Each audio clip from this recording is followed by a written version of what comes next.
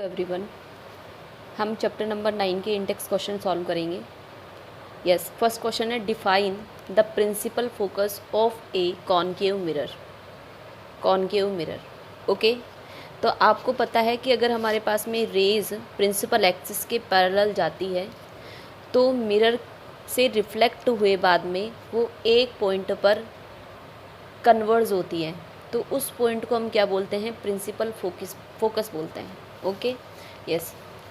अगर हम इसको बोले डेफिनेशन के through, the principal focus of a concave mirror is a point on its principal axis to which all the light rays which are parallel and close to the axis converge after reflection from the concave mirror।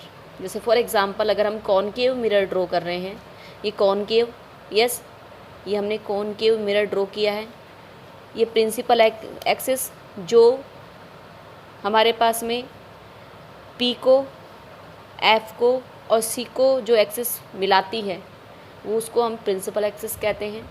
अगर हमारे पास में यहाँ पर parallel line जा रही है, yes, raise जा रही है पैरेलल लाइन, तो आफ्टर रिफ्लेक्शन वो किस पर जाकर के कन्वर्ज होती है?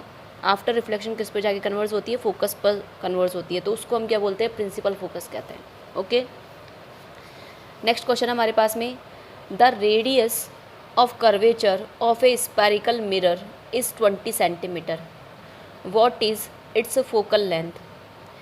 तो हमारे पास में कितना रेडियस ऑफ कर्वेचर कितना दे रखा है? हम जानते हैं जो रेडियस ऑफ कर्वेचर है, यस, उसका जो हाफ वैल्यू होता है वो हमारे पास में फोकल लेंथ को शो करता है।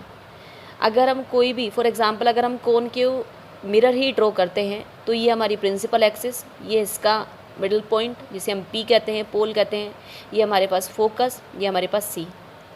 तो ये जो डिस्टेंस अगर है, ये वाला डिस्टेंस है, तो इसका जस्ट हाफ डिस्टेंस क्या हो जाएगा? प्रिंसिपल फोकस का लेंथ हो जाएगा, ठीक है, जो पोल और एफ के बिटवीन का लेंथ है।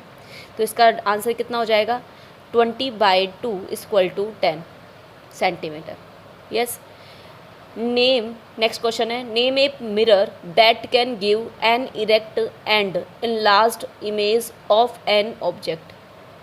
अगर हम दोनों मिरर्स की बात करते हैं, कॉनकेव की और कॉन्वेक्स की, तो कॉनकेव में 6 केसेस हैं, जबकि हमारे पास में कॉन्वेक्स में हमारे पास में कितने केसेस हैं? 2 केसेस हैं।